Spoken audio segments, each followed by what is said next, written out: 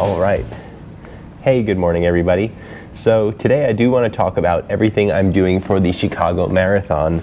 The training block for the Chicago Marathon is going to start for me in early June. So it really is time to start talking about it and share kind of my mileage plans, some of the workouts and everything. And I'll do it in a Google Doc, just like I've done for other training blocks that I've shared and created for myself before. So I'll put them in the links down below. It's usually like a link to a PDF version of the Excel sheet that I use to just create my training block. And again, full disclosure, it's just me creating a training block for myself. It's not necessarily something that I'm suggesting you follow. I'm just sharing what I'm going to be doing, and some people like to take a look, and that's why I provide the link below. Before we do that, I also want to talk about this new watch, the Garmin Epics. It's the second gen of the Garmin Epics. I don't have the background of some of the other really good YouTube channels out there that really focus on like the running tech stuff. So, Chase the Summit, DesFit, there's a bunch of other examples out there. And I'm also not going to be purchasing several of these, expensive fitness watches. It's just not my category. It's not where my passion is. So what I decided is I'm not going to do like a full review and in-depth details and everything about the Garmin Epics, because again, there's just so much else out there, and there's so much that I don't know about how to talk about all of these devices. So I'm just going to share little pieces throughout my vlog and everything of things that I'm enjoying and finding to be useful or not so useful about the watch as I go. I mentioned that racing in New York City, one of the issues is the buildings and the GPS and everything. And I had said that when I bought this watch, I was really hoping that it would help with some of the accuracy on the race courses and things like that when I'm running in and around New York. And so far, it's proven to do pretty well. I used it at the Brooklyn Half Marathon just this past Saturday. And I just wanted to show you some of the really crisp lines and things that I see, really solid straights, some of the turns even down at Coney Island that have some high rises in that area, in and around Coney Island where there's rides and an amusement park, and it all just came out really crisp and clean. And ultimately the distance was about 0.1 miles off from the actual distance of the 13.1 for a half marathon. So that's pretty good, all things considered, for New York City. This watch is proving so far to just be a little bit crisper with the GPS. I was using it in the mode that turned on all systems, so all satellites, anything that can be used to help accurately track location. I had it turned on. Kills the battery a little bit quicker, but it worked really well, again, for what I was hoping to get out of this watch. I'll share other little tidbits of things that I find along the way. So that's that about the watch for now.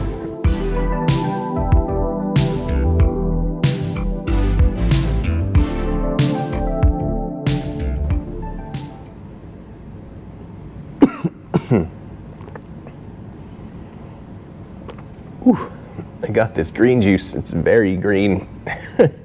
Wow. A little rough, but I guess it's good for me.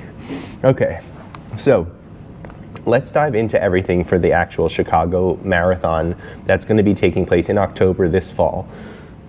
So first, I'll just show you the mileage chart. I like to have a nice steady increase in mileage. Me being a heavier guy and kind of talking to all the other people that are out there that might weigh a little bit more, it's really important that we don't put too much stress on our body too fast, right? So I had been peaking kind of around 30 miles after I had some injuries and things that were coming out of the New York City Marathon in 2021. Had a little bit of pain in my ankles, things in my knees that maybe were signs that I was starting to overuse some parts of my body and just, extra strain from the extra mileage. It's not feeling good.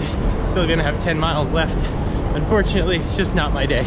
So I went back down, took some time to recover, built up to around 30 miles for the New York City half marathon, again about 32 to 34 miles for the Brooklyn half marathon. And now when we just take this week to recover and rest our legs after the last race, now we're going to dive into the Chicago Marathon training block in June. It's going to start a little bit low, but it's going to pretty quickly get back up to those 30 miles, surpass 30 miles, again do a little bit of a drop down, and then continue up towards that 40-mile plus mark, which I really want to hit now that I'm training for a full marathon again. And then if we look up, we also see the actual training plan itself. There's a couple of things that I like to do for my training. Usually once a week I have my basic like track sessions, so that's what I'm going to do, either 400 meter repeats, 200 meter repeats, some form of hills maybe mixed in there, as well as my threshold miles, which are 1 mile repeats at threshold effort with 1 minute of rest in between each mile set. So that's kind of what I mix in every Wednesday of this training plan. And then Saturday is either going to be my long run, or the other thing that is going to come up throughout the weekend, often on Sundays or even on Saturdays, is going to be some of the other fun races that I've signed up with New York Road Runners along the way.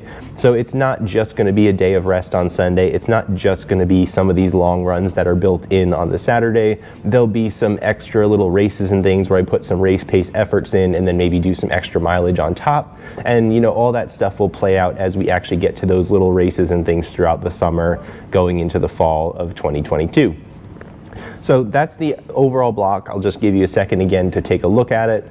I don't have too much more to say about it other than what you can see in front of yourself, but I figured since I've just been resting my legs after the last race, I'll put this out there, share it for everybody, and you can kind of take a look at what I'm planning to do. Just going to focus 100% of my effort on that peak Chicago Marathon in October, and it is on like October 9th, I think, 2022 this year. So that's the goal, that's the target, that's what we're setting our focus on, and that's what we're going to go get done.